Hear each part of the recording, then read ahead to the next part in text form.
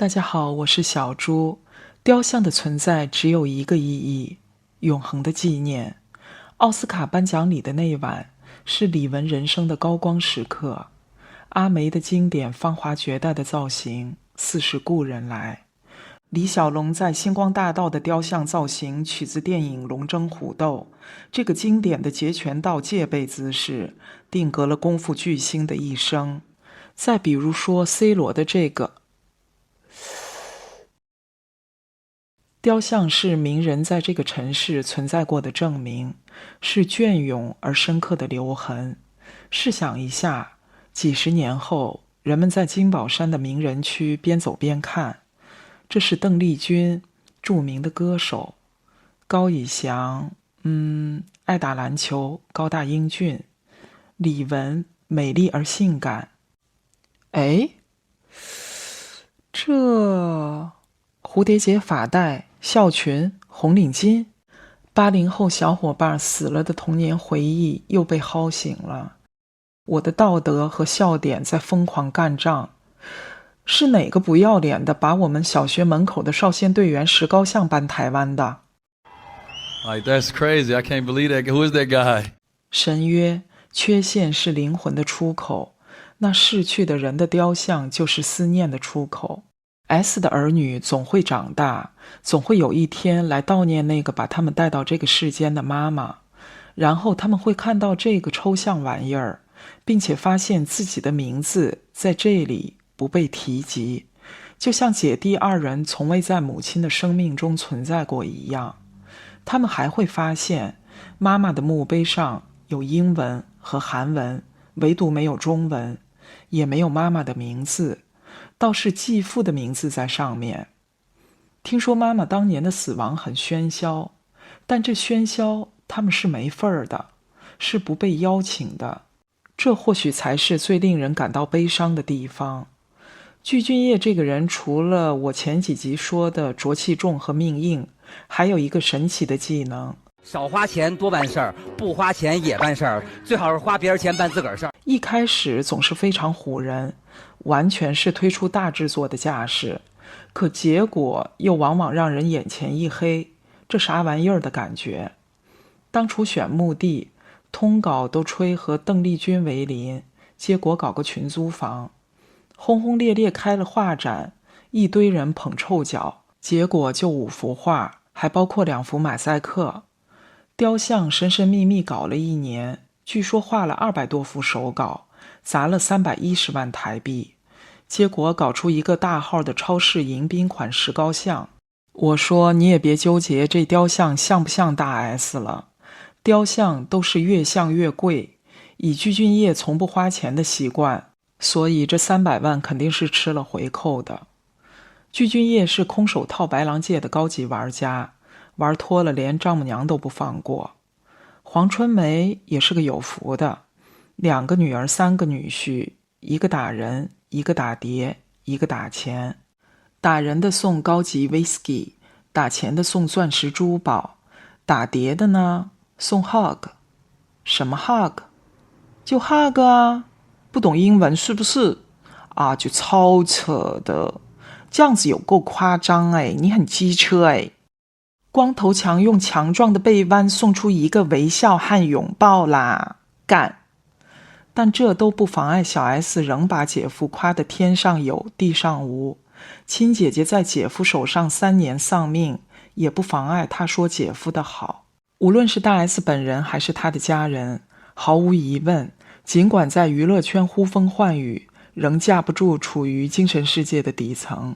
这种人最大的特点就是你对他们越不屑，他们就越来劲。徐亚军浪出了花，小 S 都不敢吭一声，还要秀恩爱做面子。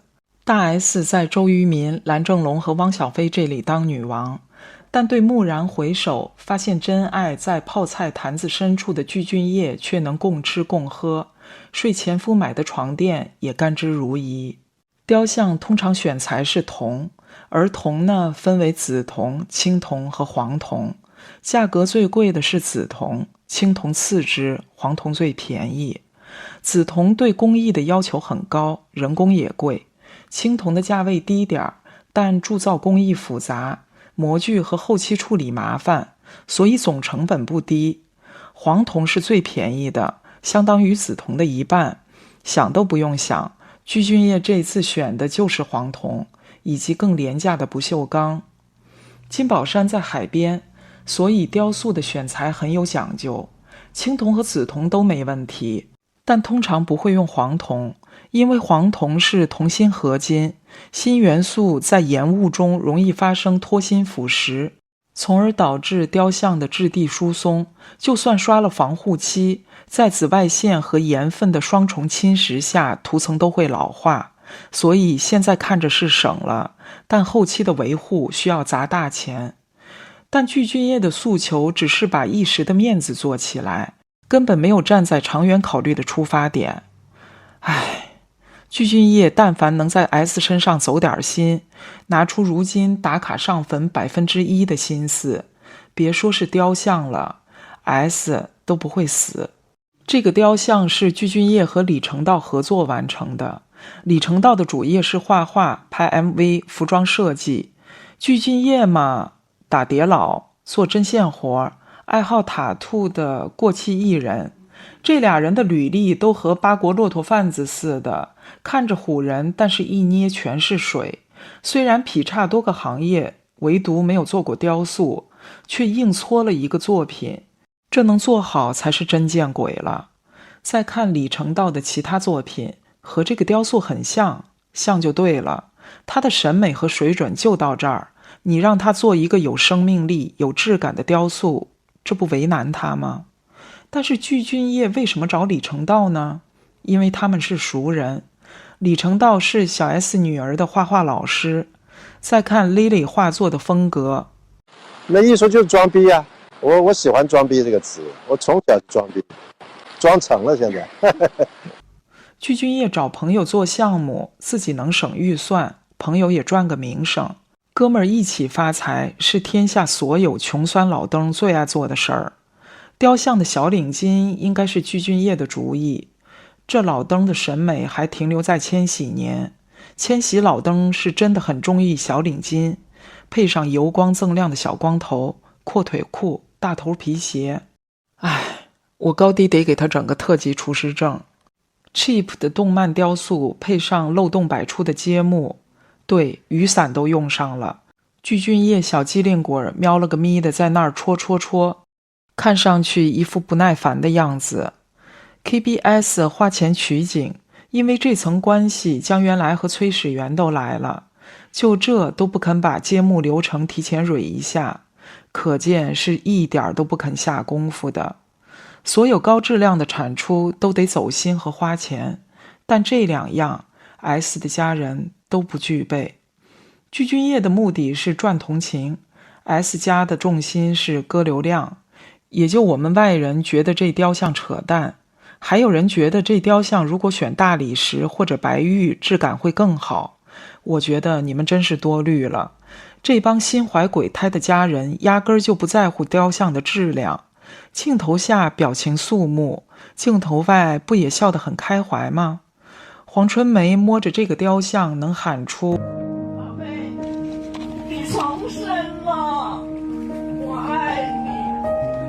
其实内心是很坦然的，因为他清楚当下所有人都是在 KBS 的镜头下做一场大戏，演员的好坏是要看演技的，谁会关心道具像不像呢？ S 病重时家人在跳舞，头七全家开香槟趴，周年祭又拉上姐妹唱歌。我不理解哪一种伤心需要反复用聚会来庆祝。人类的悲欢并不相通，但经历过痛苦的人都知道，真正的悲伤从来都是不为外人所感知的。所以如果你能看到一个人的悲伤和深情，而且持续不断地看到，那一定是他想让你看到。而这里的悲伤就要打一个问号了。有人把具俊晔对标到新龙身上，说一样的光头，一样的深情。我说你可别恶心新龙了，具俊晔给新龙提鞋都不够格。也有人纠结1周年祭为什么不通知孩子，你不用纠结，这原本就是一场大戏，孩子们来了肯定会抢戏，别人还怎么演？另外，孩子们是真伤心，肯不肯乖乖配合演出还真不好说。就连当天展示的 S 的照片也不走心，一张不知从哪儿找的广告照，毫无特色，甚至头发都没裁全，充斥着一种粗制滥造的将就感。大 S 的雕像和碑文里，没有她横扫亚洲的山菜，没有为家庭付出的女儿，没有为妹妹出头的仗义姐姐，没有畅销书冠军的美容大王，没有爱孩子们的妈妈，没有主持过娱乐100%代班过康熙来了的女星，更没有提及她的任何成就，她鲜明的个性，取而代之的是一个叫俊俊的男人，以及他如何深情。他占据了原本属于大 S 的位置，连墓碑都在抢戏。大 S 的墓碑是没有自己的名字的，甚至是没有中文的。他作为一个独立的个体也被一并抹去，而是定位在了某段关系里，作为具俊晔的附属品、爱人的角色而存在着。难道嫁给韩国男人的女人不配拥有自己的名字吗？请问，雕像的 logo 和喜来登酒店的标志不能说很像，只能说一模一样。雕像面向台北101的方向，据说是为了满足大 S 看烟火的遗愿。可为什么雕像的眼睛闭着？自从进了那个门之后，我的手就没有放下来过。导演说这个小孩子真的是很漂亮，但是太害羞了。他怎么看得到你？雕像前面整了个9级台阶，是因为韩文的巨姓和9发音很像，但这个梗具俊晔多年前在韩国节目消费已经红遍亚洲的大 S 的时候，是当一桩女舔狗倒追他的微水史分享给大家的，而引起了一阵哄堂大笑。 사귀면서 기념으로 저기 문신을 복숭아뼈에 그분이 하셨죠. 그분이. 아 뭐라고 했어요? 제 성을 따서 구라고 썼는데 구를 그러니까 한글로 잘못하셔서 숫자 9로. 具俊晔在韩国无人问津的那些年，没少消费大 S， 被一个台湾当红女星倒追的故事总是喜闻乐见。具俊晔糊了半辈子，所有故事加起来都没这个精彩。我上集就说具俊晔爆红的时候否认和大 S 恋爱，说和那位不熟，而且连大 S 的名字都不肯说。2001年他去台湾参加活动，忽然松口说 If I have time, I can dinner or something, go to some park. 具俊晔忽然转口风，不是因为他勇敢了，而是因为彼时两人的地位已经发生了对调。当时江原来已经发生车祸，库龙组合解散，具俊晔单飞才发现自己是坨扶不上墙的烂泥，看机场有多冷清就知道了。与之相反的是，曾经他爱搭不理的大 S， 他已经高攀不起了。这年《流星花园》上线，那个被他一度伤到在节目上掉泪，独自收拾他扔下的烂摊子的台湾女孩，已经和 F4 成为横扫亚洲的超级偶像。不过最近忙着打点新的偶像剧演出的台湾姑娘大 S 有没有空赴约就不得而知了。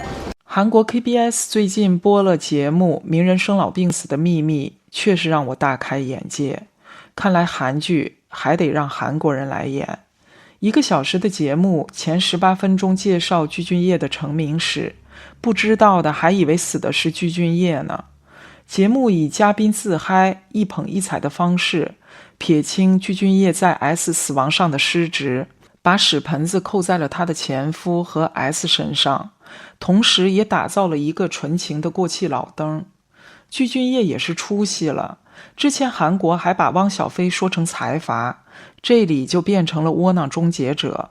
具俊晔这个韩国已经查无此人的老咸菜，早年靠卖和 S 的情史蹭劳务费，后来靠和 S 结婚刷了一波热度，现在还能让 KBS 做一集个人坟头综艺。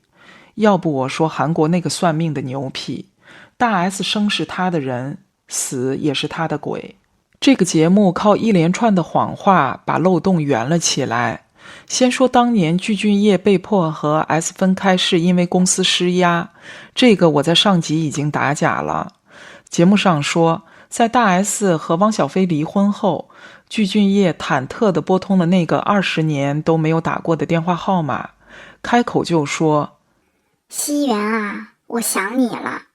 大 S 回：俊俊，我也是。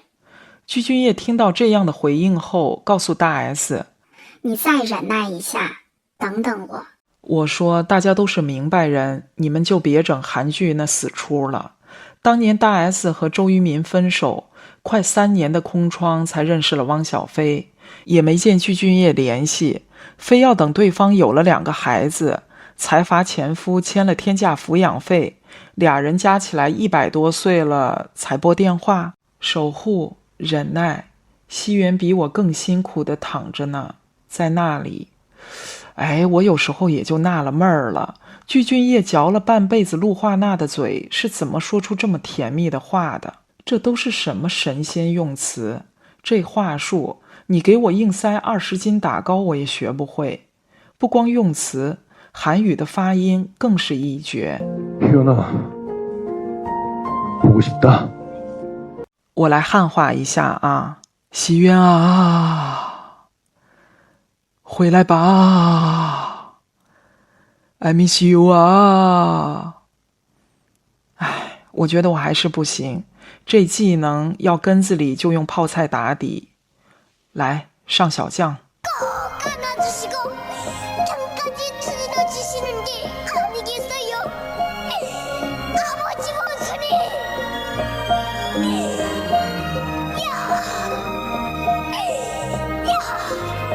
国内只知道韩剧爱造梦，却不知道韩国男人，尤其是首尔男人，个个是情绪价值专家，绅士风度、仪式感、甜言蜜语，和中国直男相比是暴击的程度。再加上注重打扮，顺产头一整，人均韩剧欧巴的即视感。可事实上，他们大男子主义、外貌协会、爱算计和小心思一点也不少，甚至更多。情绪价值和廉价的浪漫远不如金钱和行动力管用。道理谁都懂，但口甜舌滑、善于嘘寒问暖的男人在婚恋市场永远有行情。为了凸显具俊晔，节目把汪小菲描述成一个人神共愤的人渣。S 离婚3个月再婚，前夫开始疯狂攻击重获幸福的大 S， 诋毁、污蔑、窝囊、家暴、造谣，5毒俱全，最后给汪小菲下了个非常韩式的标签：窝囊废的终结者。韩国人做节目真有意思，怎么不说说具俊晔睡窝囊废买的床垫子，蹭窝囊废付的电费，穿老婆刷窝囊废的卡买的潮鞋，拎包入住窝囊废月供的房子。脏水继续泼到了大 S 的健康上。节目上说，好不容易和具俊晔破镜重圆的大 S， 却是一个已经连动一下的力气都没有，每天只能躺在床上，吃不下东西，病殃殃的女人。这时节目上出现了一个看着像医生的人，说大 S 的2尖瓣脱垂是因为生2胎时发生子痫，心脏供血不足，生产后又昏迷了10天，从此造成了心脏和大脑的永久损伤。如果没有记错，大 S 的癫痫始于华港艺校，这点她的闺蜜吴佩慈可以作证。此外，汪小菲在自传《生于1981》里也详细讲述了大 S 生2胎发癫痫是在她进入月子中心后，而不是在生产前。KBS 为了把大 S 病史洗干净，而把癫痫这个屎盆子扣在生2胎上，确实下了功夫。大 S 2胎在月子中心发癫痫的时候，汪小菲甚至不知道她有癫痫病史，所以他还和当时给大 S 用抗癫痫药的医生发生了争执。汪小菲觉得大 S 当时发作是因为产后子痫，这是一个孕期或者产后会出现的症状，属于一过性疾病，能够痊愈，所以只需要对症治疗，而不是直接给大 S 用抗癫痫药。当时医生都对汪小菲不了解大 S 的病史感到吃惊。该段描述至少可以印证2件事：一是大 S 对汪小菲隐瞒了自己的癫痫病史，二是大 S 在和汪小菲生活的那些年，至少是在生二胎前，癫痫没有发作过。那是否可以大胆推测，大 S 和汪小菲共同生活的那些年，生活是相对健康，而且没有太过劳累的呢？那这里不免就有一个疑问，按照吴佩慈的说法，为什么大 S 以前会经常癫痫发作而晕倒呢？临床上癫痫发作的诱因很多，滥用安眠药和酗酒就在其中。还记得汪小菲大闹台北警局的新闻吗？他当时检举 S 姐妹滥用斯诺斯，这一点我还是有些发言权的。这些年我都在干临床，尤其是这2年就在精神科，这类药物我们使用的很频繁。澳洲药物管制最高级别是 S8， 划到这个区的药品基本上可以说是毒品，比如吗啡、芬太尼、地西泮，这类药品管制极其严格，每个班次都要做 DDA 检查，每粒药片、每毫升药液的进出都要精确到人头和时间。斯诺斯的商品名叫 Stilnox， 化学名叫做90酸唑吡坦 Zolpidem Tartrate， 在澳洲属于 S4 级别，虽然不如 S8 级别高，但是因为成瘾性较高，滥用和依赖的风险大，也属于强管制药。通俗点就是说，这个药劲儿很大，吃多了上瘾，不好戒。斯诺斯是一种短效的安眠药，长期或者超量服用会产生依赖，忽然停药可能会引发严重的戒断症状，比如癫痫。2年前去世的42岁台湾造型师 Enzo， 死因就是突发癫痫，而他的好友 Makil 也被报道过，吃了18年的安眠药，停药后会无预警的癫痫发作。而罗姐在自己的寓所猝死，尸检发现血液中有多种药物残留，其中就包括安眠药。罗佩颖猝死家中，享年59岁。检警发现他倒卧床边，口吐白沫，身旁药物经比对是强力安眠药一妥醚。除此之外，癫痫的另一个诱因是酗酒，不论是酒精中毒还是酒精的戒断反应，又或者是长期慢性的酗酒，都会造成脑部损伤，诱发癫痫。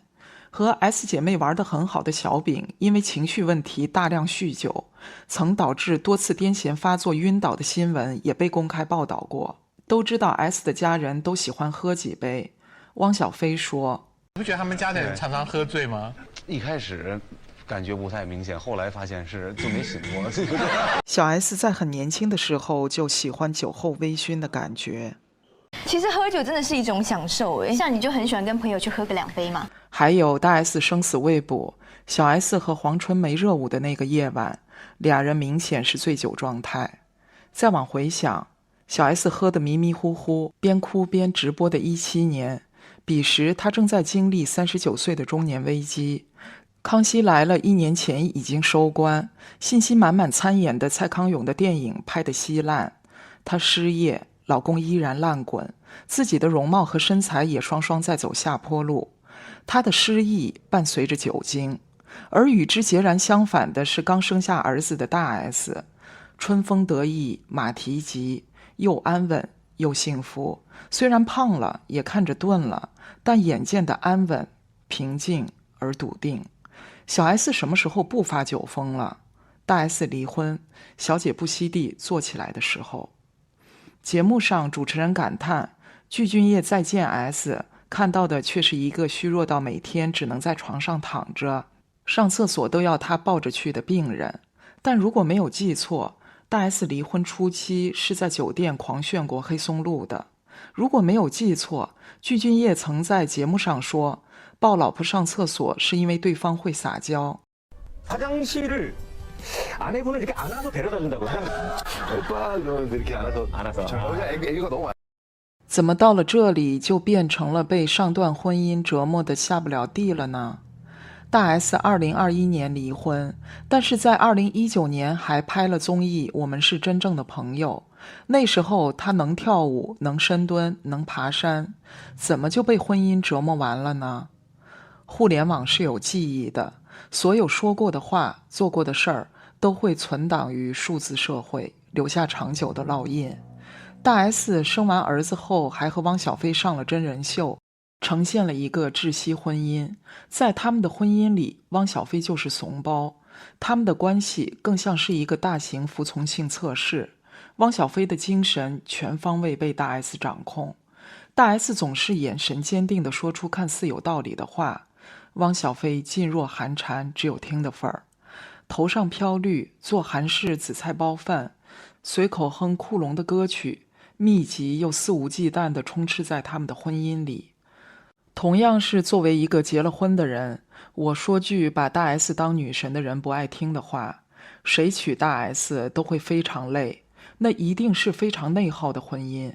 相爱的夫妻是不忍心看对方手足无措和紧张的，是对方开心自己比对方更开心，对方难过恨不能自己难过的，更不要说给对方制造压力了。我再说句恨汪小菲恨得牙痒痒的人不爱听的话，汪小菲是一种非常典型的心里不搁事儿的北方爷们儿，你看到他是什么样子，他就是什么样子。心里高兴能全场汪公子买单，不爽能大闹台北警局。汪小菲的情绪管理差不是一天两天了，不然当年他能和张雨绮互殴。节目继续放罗圈屁，下面这一段几乎是在愚弄大众了。说前夫散布谣言，引导舆论，说完美的具俊晔一毛不拔，穿的都是前妻买的衣服，住前夫付电费的房子，靠前夫养着。但具俊晔对这样的言论并不理会，用行动证明自己。他在台北大型夜店演出，门票一开售就立马售罄，随后奢侈品广告、汽车广告接到手软，各大电视台争相邀请。他用实力证明和回应，并且准备给大 S 和孩子们一个新的安稳的家。哎，等等等等，做节目之前请先吃一个诚实豆沙包。节目所说的具俊晔台北大型夜店演出，就是 S 全家齐上阵拉人气那次，500张门票都卖不掉。具俊晔上的电视节目也很有限，台韩两地，内容永远和大 S 有关。离开这个话题，他基本无人问津。他的广告一只手都能数得过来。我第一集说他接了个医美诊所的广子，咱就是说，还没等我做第2集，这个诊所就出了医疗事故，把顾客林小姐搞到肾衰，投诉无门，开了记者会。要我说，林小姐和这家医美诊所的老板，你们应该早点看我的节目，浊气重，真不是我瞎说。节目上说的具俊晔准备给大 S 和孩子们一个新的家，就更搞笑了。大家都是成年人，就别玩文字游戏了。准备了3年，媳妇儿都死了还住媳妇儿家。具俊晔会画画，什么都用画的，画饼就更会了，想画几张就画几张，永远都在要给的路上。哎，你说具俊晔上辈子是不是神笔马良啊？哎，你把那500个兄弟带过来。啊，不用拿枪，带上刀就行。就见着昨天在我面前吹牛逼那俩二货，直接剁嘴。具俊晔在另一档节目里被一堆后辈调侃住媳婦兒家，抱媳婦兒上厕所，闻戒指，经度纬度的，难道忘了？ 형 반지는 결혼 반지? 아 반지도 이거 세트. 예물할 돈이 없었어요? 대만 집이 따로 있습니다. 개인적. 아니요 저는 제가 개인집은 없고요. 지금 희원이 집에 갔어요. 在韩国这个前辈文化盛行的国家，能被后辈这么取笑，可见具俊晔在韩国娱乐圈的地位。其实我被具俊晔的情绪稳定有点吓到是真的，被一帮后辈这么取笑，他甚至还能面不改色地跟着笑，这个人简直可以说可怕了。我有些好奇，搬去台湾前已经在韩国查无此人20多年的具俊晔，那些年都在干什么？